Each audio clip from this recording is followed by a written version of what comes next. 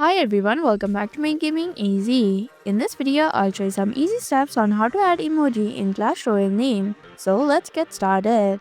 Your Clash Royale name is a player name that is seen by the other players during the game. So to add emoji in Clash Royale name, first tap on the menu icon from the top right corner. Then tap on the settings button. Then tap on the change name button. A pop-up will appear, so just tap OK to move forward. Now it's time to type in the new name that you want. After you have entered the new name, simply copy and paste the emoji that you like from a keyboard or an emoji site.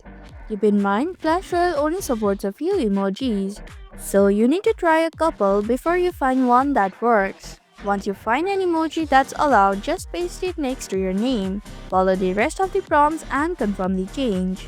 So you might need to try a couple before you find the one that works.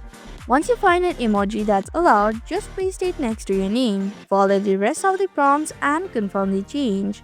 And that's how you can add emoji in Clash Royale name.